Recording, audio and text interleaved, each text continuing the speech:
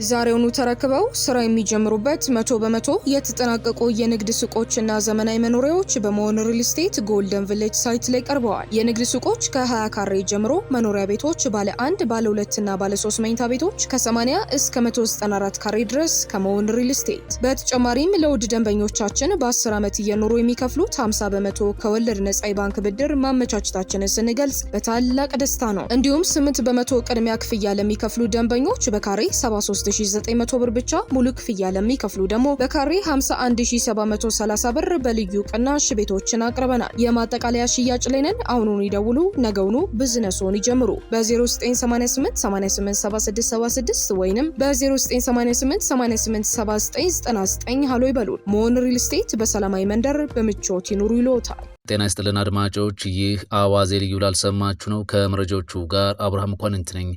አሜሪካ በሶሪያ ባደረገችው ዘመቻ ከፍተኛ የአልቃይዳ መሪን ገደለች።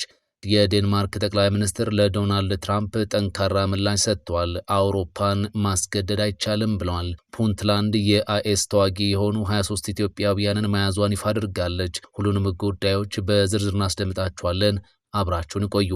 የዴንማርክ ጠቅላይ ሚኒስትር ለዶናልድ ትራምፕ ጠንካራ ምላሽ ሰጥተዋል። በምላሻቸውም ለትራምፕ አውሮፓን ማስገደድ አይቻልም ብለዋል። በትራምፕና በአውሮፓ መካከል ያለው የግሪንላንድ ፍጥጫ ተባብሶ ቀጥሏል። ፕሬዚዳንት ትራምፕ ግሪንላንድን ለመጠቅለል ለሚያደርጉት ጥረት እንቅፋት የሆኑ 8 የአውሮፓ ሀገራት ላይ የንግድ ታሪፍ እንደሚጥሉ ማስጠንቀቂያ ሰጥተዋል። የዴንማርክ ጠቅላይ ሚኒስትር አውሮፓ በዛቻ አትንበረከክም ሲሉ ምላሽ ሰጥተዋል። በአሜሪካ እና በአውሮፓ ህብረት መካከል ያለው ዲፕሎማሲያዊ ግንኙነት ወደ ከፋ ደረጃ እየተሸጋገረ ይገኛልም ተብሏል። ዶናልድ ትራምፕ ግሪንላንድን ከአሜሪካ ጋር ለመቀላቀል ባላቸው እቅድ ዙሪያ ጣልቃ የሚገቡ 8 የአውሮፓ ሀገራት ላይ የንግድ ታሪፍ እንደሚጥሉ መዛታቸውን ተከትሎ የዴንማርክ ጠቅላይ ሚኒስትር ጥንካሬ የተሞላበት ምላሻቸውን ሰጥቷል። ጠቅላይ ሚኒስትሯ በፌስቡክ ገጻቸው ባሰፈሩት ጽሑፍ ግጭት አንሻም፣ ፍላጎታችን ትብብር ነው፣ ነገር ግን አውሮፓን ማስገደድ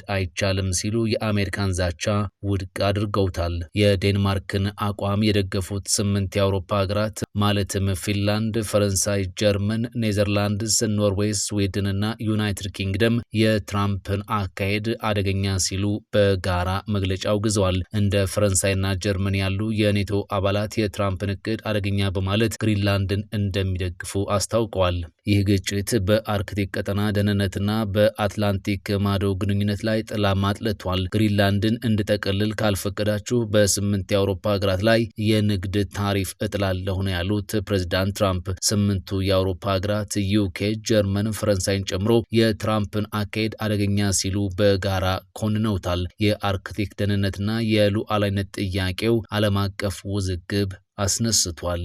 አሜሪካ በሶሪያ ባደረገችው ዘመቻ ከፍተኛ የአልቃይዳ መሪን ገደለች። የአሜሪካ ማዕከላዊ እዝ ባለፈው ሳምንት አርብ በሶሪያ ባደረገው የአየር ጥቃት ለ3 አሜሪካውያን ወታደሮች ሞት ተጠያቂ የሆነውን የአልቃይዳ ከፍተኛ መሪ መግደሉን አስታውቋል። የተገደለው ግለሰብ ቢላል ሐሰን አልጃሲም የተባለም የአልቃይዳ መሪ እንደሆነ ተዘግቧል። በ2025 በማዕከላዊ ሶሪያ ፓል ማያራ ከተማ ለተገደሉት 3 አሜሪካውያን ወታደሮች ሞት ቀጥተኛ ተጠያቂ እንደሆነም ታውቋል። ግለሰቡ ከአልቃይዳ በተጨማሪ ከአይኤስ ጋር ቀጥተኛ ግንኙነት እንደነበረው ተሰምቷል። የአሜሪካ ማዕከላዊ እዝ ኮማንደር አድሚራል ብራድ ኩፐር እንደገለጹት ይህ ጥቃት በአሜሪካ ኃይሎች ላይ ጉዳት ለማድረስ ለሚያስቡ አካላት ግልጽ ማስጠንቀቂያ ነው ብለዋል። አሜሪካውያን ላይ ጥቃት የሚያቀነባብሩ ሰዎች የትም ሊደበቁ አይችሉም፣ እናገኛቸዋለን ሲሉም አድሚራሉ ዝተዋል።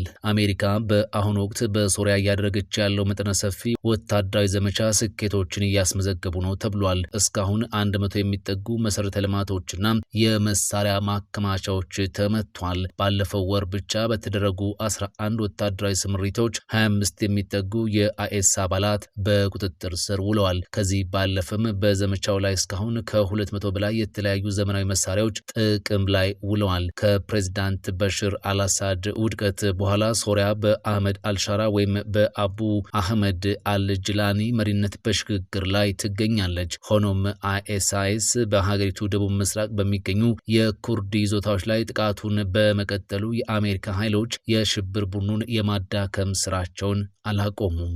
ፑንትላንድ የአይኤስ ተዋጊ የሆኑ 23 ኢትዮጵያውያንን መያዟን ይፋ አድርጋለች። የሶማሊያ ግዛት የሆነችው ከፊል ራስ ገዟ ፑንትላንድ በቁጥጥር ስር ከዋለቻቸው 53 የእስላማዊ ታጣቂ ኢስላሚክ ስቴት ተዋጊዎች መካከል ግማሽ ገደማው ኢትዮጵያውያን መሆናቸውን ይፋ አድርጋለች። የፑንትላንድ የጸረ ሽብር ዘመቻ በማህበራዊ ሚዲያ ገጹ ኢትዮጵያውያን እንደሆኑ የገለጻቸውን 26 የአይኤስ ተዋጊዎች ፎቶና ስም ዝርዝር ይፋ አድርጓል። የአይኤስ ተዋጊዎች እንደሆኑ የተገለጹት ግለሰቦች የተያዙት አልሚስካት በተባለው ተራራማ አካባቢ ከተደረገው ውጊያ በኋላ መሆኑን የፑንትላንድ የጸጥታ ኃይሎች ቅዳሜ ዕለት ገልጸዋል። የፑንትላንድ ኃይሎችና አይኤስ ለአንድ ዓመት ገደማ በአልሚስካት ውጊያ ሲያደርጉ የቆዩ ሲሆን አይኤስ በዚህ አካባቢ ግዙፍ ምሽጎች ነበሩት። የፑንትላንድ ኃይሎች በግዛቷ በሚንቀሳቀሰው አይኤስ ላይ ከፈቱት ሰፊ ወታደራዊ እንቅስቃሴ አካል የሆነውን ይህንን ዘመቻ ያከናወኑት በተባበሩት አረብ ኤምሬቶችና አሜሪካ እገዛ እንደሆነ አስታውቋል። የጸረ ሽብር ዘመቻው ጀግኖች የፑንትላንድ ኃይሎቻችን በተባበሩት አረብ ኤምሬቶችና አሜሪካ እገዛ አልሚስካት ውስጥ አይኤስን አሸንፏል ብሏል። ዘመቻው የመጨረሻ ደረጃ ላይ ነው ሲል በኤክስ ገጹም ጽፏል። ከዚህ ልጥፍ ጋርም የአይኤስ ተዋጊ ናቸው የተባሉ 53 ሰዎች ፎቶ፣ ስማቸውና ዜግነታቸው ተጠቅሶ ይፋ ሆኗል። እነዚህ የውጭ ሀገር ተዋጊዎች የኢትዮጵያ፣ የሳውዲ አረቢያ፣ የቱርክ፣ የሞሮኮ፣ ሶሪያና ታንዛኒያ ዜግነት እንዳላቸው ቢቢሲ ዘግቧል። የፑንትላንድ የጸረ ሽብር ዘመቻ መረጃ እንደሚያሳየው ግማሽ ገደማ ወይም 26 ያሉ ሰዎች ዜግነታቸው ኢትዮጵያዊ ነው። በሁለተኛ ደረጃ የተቀመጡት የየመንና የሞሮኮ ዜጎች ናቸው ተብሏል። የሁለቱም ሀገራት ዜግነት ያላቸው 9 ሰዎች እንደተያዙ ታውቋል። 5 ታንዛኒያውያን፣ 2 ቱርካውያን እንዲሁም 2 የሳውዲ አረቢያና ሶሪያ ዜግነት ያላቸው ሰዎች እንደተያዙ የፑንትላንድ መረጃ ያመላክታል። የውጭ ሀገር ተዋጊዎች በቁጥጥር ስር መዋላቸውን በተመለከተ ቢቢሲ ሶማሊ ያነጋገራቸው የፑንትላንድ የማስታወቂያ ሚኒስትር ማህሙድ አይዲድ ዲሪር ከየትም ይምጡ ከየት ከሩቅም ይሁን ከቅርብ ሁሉም አንድ አይነት ርዕዮተ ዓለም የሚከተሉ ናቸው ብለዋል። ይህ እርምጃ የፑንትላንድ ኃይሎች ቡድኑ ላይ የተቀናጁት ስኬትና የአይኤስ ቡድን መሸነፍን ማሳያ ነው ብለዋል። የማስታወቂያ ሚኒስትሩ እንደሚናገሩት የተያዙ ሰዎች ማንነትና ዜግነት ይፋ የተደረገው በ3 ምክንያቶች ነው። በቀዳሚነት የጠቀሱት ምክንያት የፑንትላንድና የሶማሊያ ሕዝብ የተገኘውን የጦርነት ድል የተገደሉትንና በሕይወት የተያዙትን ጠላቶች እንዲያውቁት ለማድረግ የሚል ነው ተብሏል። ሁለተኛው ምክንያት የተያዙ ሰዎች ከመጡባቸው ሀገራት የሚገናኝ እንደሆነ ተናግረዋል። ግለሰቦቹ የመጡባቸው ሀገራት ዜጎቻቸው እዚህ ችግር እየፈጠሩና ጥፋት ለመፈጸም እያቀዱ መሆኑን እንዲረዱ ማድረግ ጠቃሚ ነው ብለዋል። በአፍሪካ ቀንድ የተከሰተውን ጂኦፖለቲካዊ ለውጥ ተከትሎ እዚህ አካባቢ ያለው ነባራዊ ሁኔታ የተቀረው ዓለም እንዲያውቀው ለማድረግ የሚለው ደግሞ በሶስተኛነት ተነስቷል። የተያዙት ግለሰቦች ከመጡባቸው ሀገራት መካከል ከሶማሊያ ጋር የየብስ ወይም የባህር ድንበር የሚጋሩት 3ቱ ብቻ ናቸው። ማንነትና ዜግነታቸው ተጠቅሶ ከተዘረዘሩ ሰዎች መካከል አንዳንዶቹ ሲዋጉ እንደተያዙ፣ ሌሎቹ ደግሞ እጃቸውን እንደሰጡ ተገልጿል። የማስታወቂያ ሚኒስትሩ ማህሙድ በቁጥጥር ስር የዋሉት የውጭ ሀገር ተዋጊዎች በማንኛውም ወንጀለኛ ላይ የሚወሰደው እርምጃ እንደሚወስድባቸው ገልጿል። ዓለም አቀፉ ማህበረሰብ እንደ አሸባሪዎች እንደነበራቸው ሚና በተለያየ መንገድ ይይዛቸዋል።